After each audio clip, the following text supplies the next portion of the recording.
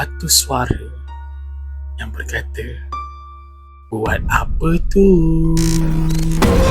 Hai guys, selamat datang ke Cerita Hantu, kisah yang kau tak tahu.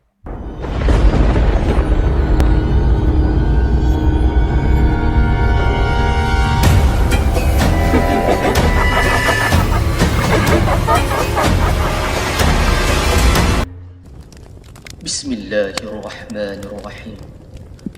وقل رب أعوذ بك من همزات الشياطين وأعوذ بك رب أن يحضرون. Dan katakanlah, wahai Tuhanku, aku berlindung kepadamu dari hasutan syaitan-syaitan, dan aku berlindung kepadamu, wahai Tuhanku, supaya syaitan-syaitan itu tidak menghampiri. Assalamualaikum guys dan selamat datang semula ke K Studios untuk cerita hantu kisah yang kau tak tahu. Jadi kepada mereka semua yang belum lagi menonton episod lepas, korang boleh pergi tengok di K Studios page, saya dah pin pun video tu. Dan kepada mereka yang masih lagi terus-menerus menyokong K Studios, saya ucapkan ribuan terima kasih. Dan kepada mereka yang baru sahaja datang ke K Studios, hi guys, selamat datang ke K Studios. Dan jangan lupa untuk subscribe, turn on notification dan juga share benda ini ke semua rakan-rakan anda di sosmed yang merupakan seram seeker sama seperti anda. Jangan lupa komen dekat ruang bawah sebagai tanda sokongan anda. So guys, hari ini macam biasa, saya akan mengongsikan kepada anda semua cerita-cerita seram mistik daripada pendengar-pendengar setia K Studios yang tak lain dan tak bukan lagi iaitu daripada Faiz, di mana dia ada cerita baru dia nak dikongsikan dengan K Studios. So, untuk episod kali ini, kita akan menceritakan tentang bongkah berhantu. Kisah ni bermula sewaktu masa tu ayah Faiz ni dah meninggal dunia. Jadi si Faiz ni membuat 2-3 kerja untuk menyara keluarga dia. Salah satu kerja yang dia buat adalah menternak dan juga menjaga ayam Belanda, di mana kawasan itu adalah di Batu 14 Gombak. Pada masa ketika tu, kawasan tu merupakan hutan reserve. Jadi tempat tu kira macam strategik jugalah untuk penternakan ayam Belanda.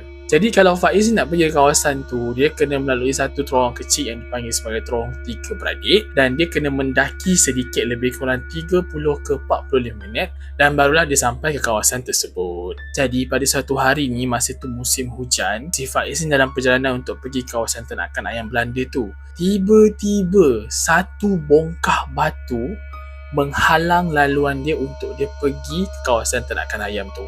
Jadi laluan yang untuk dia pergi kawasan ternakan ayam tu kecil. Jadi batu tu menghalang untuk kenderaan dia melalui kawasan tu. Jadi sebab si Faiz ni kena pergi juga ke kawasan ayam Belanda tu untuk bagi dia makan. Jadi dia dengan kawan dia ni, saya beri nama sebagai Man, bukan nama sebenar, berpakatlah untuk cari mana-mana orang yang ada menjual ataupun boleh meminjamkan diorang ni generator dan juga road breaker untuk diorang pecahkan bongkah batu tu. Dah puas tanya ke sana ke sini, akhirnya diorang jumpa juga generator dengan road breaker tu. Jadi pada hari Ahad, masa tu hujan agak gerimis lah. Jadi diorang pun pack lah segala perkakas-perkakas untuk memecahkan batu ni, masuk dalam 4x4 kawan dia ni, dan teruslah bergerak pergi ke kawasan bongkah batu tu. Pada masa tu, waktu tengah hari, jadi tak adalah perasaan takut ke apa ke masa tu, sebab yelah masih siang kan, takkanlah ada hantu pula siang-siang hari ni, kata si Faiz lah. Jadi diorang pun dah sampai kawasan bongkah batu tu, diorang turunkan segala barangan dan alatan dan get ready lah, hidupkan generator apa semua, standbykan road breaker tu. So lepas dah settle semua tu, diorang pun mulakanlah kerja-kerja untuk memecahkan bongkah batu tersebut. Jadi masa si Faiz ni nak hidupkan road breaker tu, tiba-tiba road breaker tu tak nak hidup. Jadi dia jadi pelik lah. Takkanlah alat ni rosak pula kan? Takkanlah dia kena kencing pula dengan orang yang bagi dia barang ni? Dah satu hal pula. Nasib baiklah si Faiz ni dengan si Man ni merupakan budak mekanikal. Jadi diorang tahulah serba-serbi sikit untuk memperbaiki barang-barangan macam ni. So diorang ada beberapa tools yang diorang simpan dalam 4x4 tu. Diorang bawa keluar dan diorang pun buka lah road breaker tu. So bila diorang buka, diorang check circuit, current lepas ke tak lepas, generator okey ke tak. So semua okey, tak ada masalah. Tak ada wire putus ke apa, semua tak ada. Tapi yang peliknya, mesin tu tak nak hidup. Jadi lepas diorang dah habis check, dah pasang balik mesin tu ke keadaan asal, diorang pun cubalah hidupkan mesin tu dan akhirnya mesin tu hidup juga. Walaupun mesin tu berjaya dihidupkan, tapi si Faiz ni macam tak happy lah. Dia bukan happy sebenarnya, dia rasa pelik, rasa muskil. kenapa mesin tak nak hidup? Ada masalah apa-apa ke? Ada yang tak kena ke sebenarnya? Yang dia fikirlah. Tapi dia letakkan fikiran tu ke tepi dan mulakan kerja-kerja untuk memecahkan bongkar batu tu. Sebab dia nak kena lalu kawasan tu, nak bagi ayam Belanda makan. So nak tak nak, dia kena settlekan kerja tu cepat. Punyalah bertunggu lumus si Iman dengan si Faiz ni nak pecahkan batu tu. Lepas lebih kurang 30 minit, dia orang tengok hanya sebesar penumbuk tangan je retakan yang berjaya dia orang buat dekat batu tu. Dan bila dia orang stop, road breaker tu pun mati. Lagi sekali. So, diorang pun jadi lagi pelik lah, kenapa road breaker ni mati? Si Faiz ni macam fikir, oh mungkin sebabkan mesin ni terlampau panas, sebab itulah dia macam mati untuk cool down, maybe. So, diorang pun buka lah balik mesin tu, check lagi sekali dan semuanya okey, tak ada masalah apa-apa. Dan lepas diorang habis check, tiba-tiba mesin tu hidup balik. Jadi perasaan pelik ni semakin berleluasa lah dekat dalam fikiran si Faiz ni. Kenapa dia ni asyik padam? Kenapa dia padam dia hidup balik? Macam ada benda yang tak kena. Tapi disebabkan dia tahu dia ada benda lagi penting nak settle dan dia nak kena pecahkan batu yang cepat-cepat, so dia letak lagi, dia put aside lagi pemikiran tu kat tepi dan dia mulakan balik kerja-kerja untuk memecahkan batu tu. Jadi bila si Faiz ni angkat je road breaker tu, nak letak je kat batu tu, tiba-tiba road breaker tu mati lagi sekali. Dan selepas road breaker tu mati je, di bahagian belakang diorang ni, diorang dengar ada satu gelak tawa daripada seorang kanak-kanak tak tahu daripada mana mengikik tengok diorang. Si Man dengan si Faiz ni dua-dua dengar gelak tawa tu dan masing-masing memandang diri masing-masing. Tapi diorang husnuzon lah semasa waktu tu tengah hari kan, dan sebenarnya kawasan yang diorang tengah buat kerja tu berdekatan dengan satu kawasan kolam dan diorang pernah nampak ada beberapa budak nakal mandi lah dekat situ. So diorang macam fikir, oh tu mungkin budak-budak yang mandi tu kot yang datang ganggu diorang buat kerja. Jadi si Faiz pun bercakap lah, janganlah kacau kami tengah buat kerja ni, kami ada parang. Kan nanti kami ingat binatang liar, kami baling ke arah kamu cedera, kan ke susah. So lepas Faiz cakap je macam tu, gelak tawa tu berhenti dan hilang. Lepas dia habis daripada kejadian tu, si Faiz dengan si Iman ni cubalah untuk hidupkan road breaker tu. Tetapi road breaker tu tetap tak nak hidup juga. So semasa diorang tengah sibuk untuk menyatakan pasal masalah road breaker ni, tiba-tiba daripada arah belakang, si Iman dengan si Faiz ni ada rasa macam ada orang mencuit bau. Mula-mula Faiz ingat macam dia seorang je yang kena. Rupa-rupanya Man ni pun kena. Sampai Man ni cakap, hai Faiz, kau nak bergurau pun agak-agak lah, tengah buat kerja ni. Lepas tu si Faiz pun cakap, bang, saya ni tengah pegang road breaker. Road breaker ni dah lah berat. Macam mana pula saya nak cuit abang? Tangan saya dua-dua kat road breaker ni. Lagipun jarak kita bukan yang dekat. Si Faiz cakap macam tu lah dekat si Man. So jarak diorang tu bukan dekat sebenarnya. So macam diorang jarak agak jauh dan tak mungkin lah si Faiz ni nak jatuhkan road breaker tu semata-mata nak bergurau dengan si Man ni. Jadi disebabkan mesin tu kejap mati, kejap hidup dan sekarang ni tak nak hidup langsung, si Faiz ni pun jadi fed up dan dia pun cakap, dah lah, jom balik, kata si Faiz. Jadi si Man pun setuju dengan apa yang dikatakan oleh Faiz dan diorang pun mula packing barang-barang diorang, masuk dalam kereta dan menuju pulang ke rumah. Okay, sampai je kat rumah pada waktu malam, masa ni Faiz nak tidur. Jadi dia ni tidur sorang-sorang dalam bilik lah. So masa tengah nak tidur tu, tiba-tiba katil dia kena gekar. Mula-mula perlahan, dan bila dia sambung lagi tu makin kuat, macam kau gegar katil nak kejutkan orang. So si Faiz ni macam tak lawak ni kan, benda ni kan, sebab dia seorang dalam bilik tu. Jadi si Faiz ni pun beranikan diri dia ignore benda tu dan cuba untuk tidur lah. Dan tiba-tiba dalam kegelapan tu terdengar suatu suara yang berkata, buat apa tu?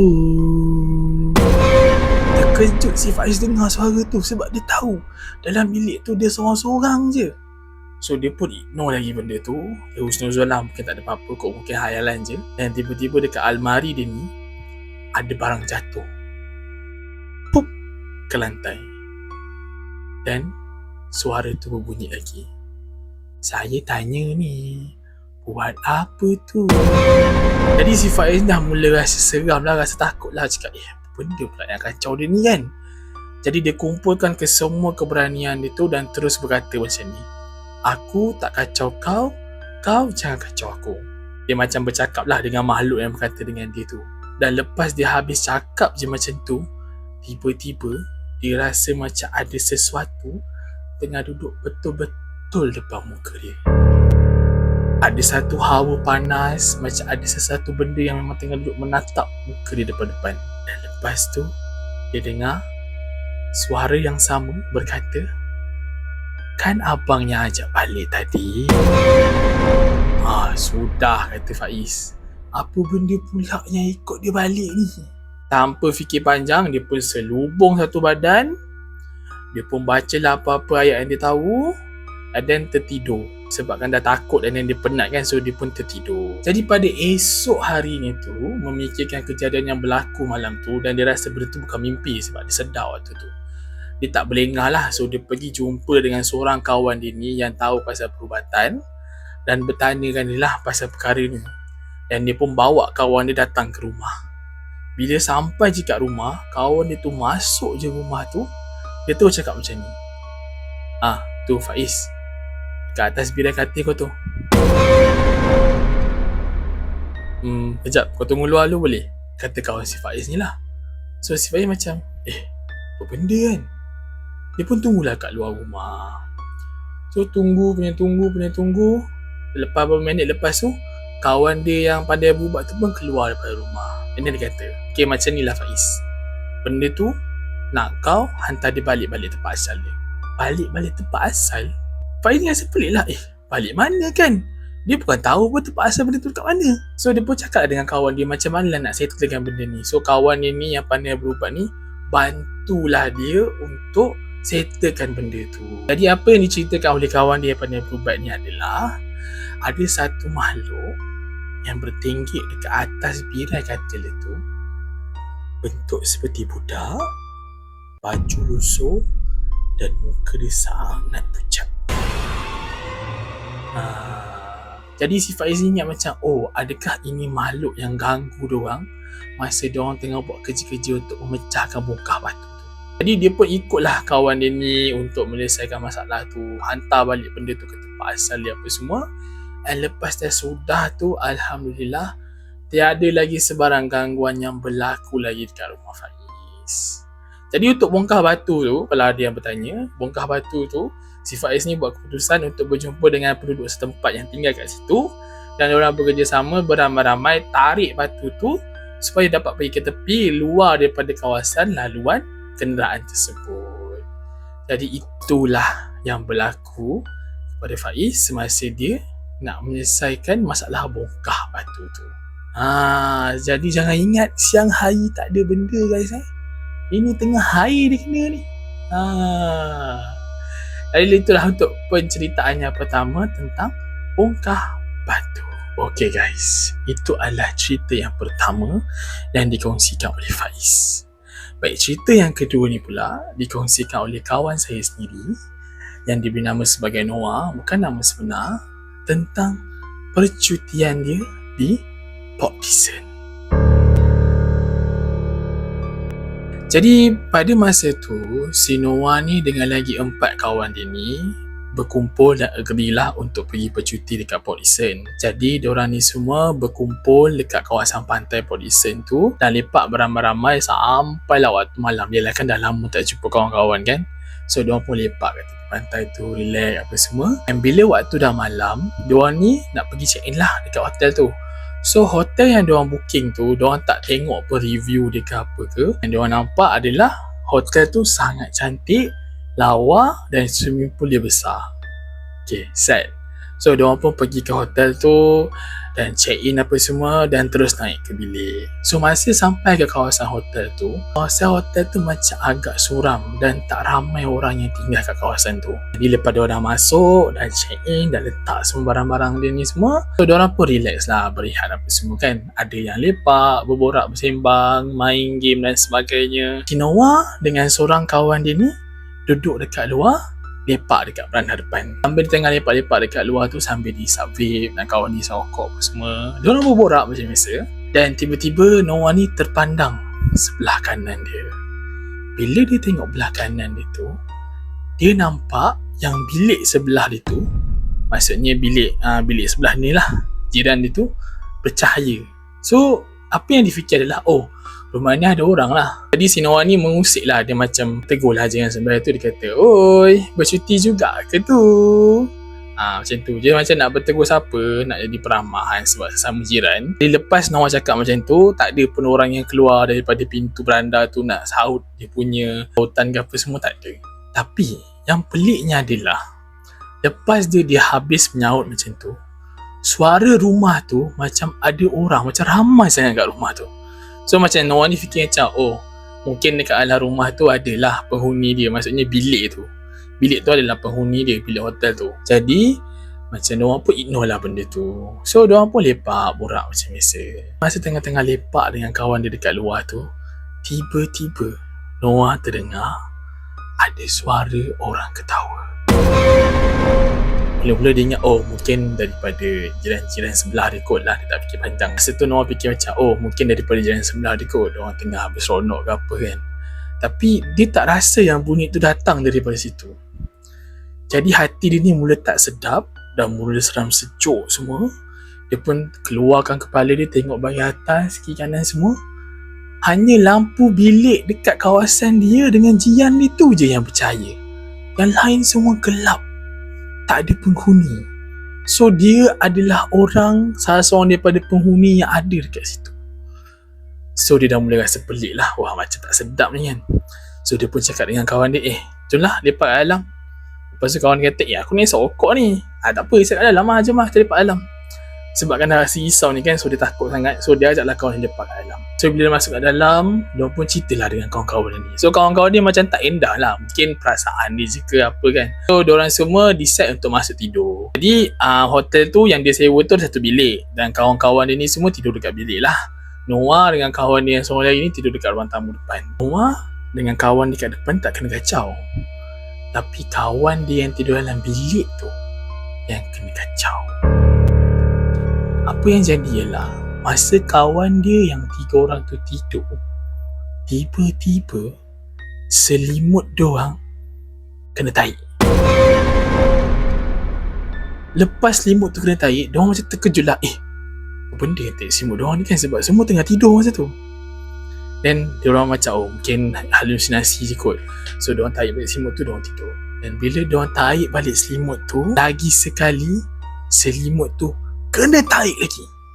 Wah, ini dah bukan halusinasi lagi lah.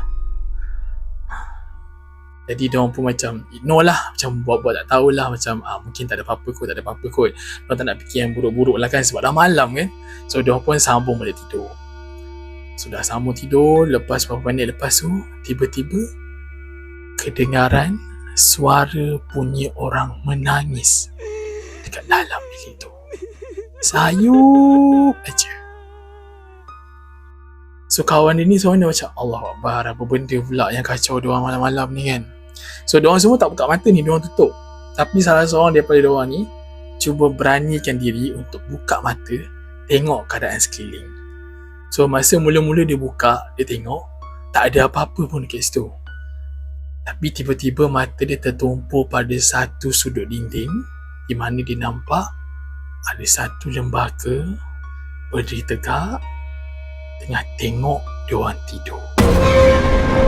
Sebabkan ketakutan sangat-sangat, member dia terus tutup mata, tidur, baca je apa ayat yang dia tahu.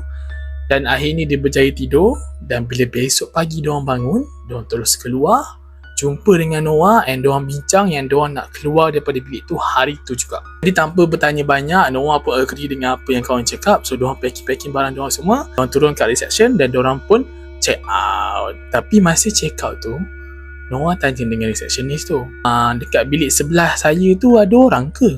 Tanya Noah lah. So receptionist tu pun pandang dia dengan muka pelik dan cakap, bilik sebelah cik tu tak ada orang. Floor yang cik duduk tu, cik seorang je yang ada. Dan floor-floor lain yang lain tu barulah ada orang-orang yang lain. Apa ya cik? Noah pun tercengang. Jadi siapa yang buka lampu bilik sebelah tu kalau tak ada orang yang booking? So lepas daripada kejadian tu, diorang tak berani lagi nak booking hotel tu. Dan nama hotel tu pun saya rahsiakan untuk mengelakkan daripada sebarang masalah. Jadi kalau korang lepas ni nak booking apa-apa hotel ataupun nak menginap kat mana-mana, make sure yang korang tengok dulu rating dia sebelum korang buat booking. Jadi itulah dia dua cerita yang saya nak berkongsi dengan semua penonton Kes Studios pada hari ini, iaitu bongkar berhantu dan juga penginapan berhantu. Jadi kepada mereka semua yang masih menonton sehingga ke hujung video ini, saya ucapkan ribuan terima kasih dan jangan lupa untuk subscribe, turn on notification dan juga sharekan video ini kepada semua rakan-rakan anda di sosmed yang merupakan seorang psikis sama macam anda, dan jangan lupa tinggalkan komen di ruangan bawah sebagai tanda sokongan.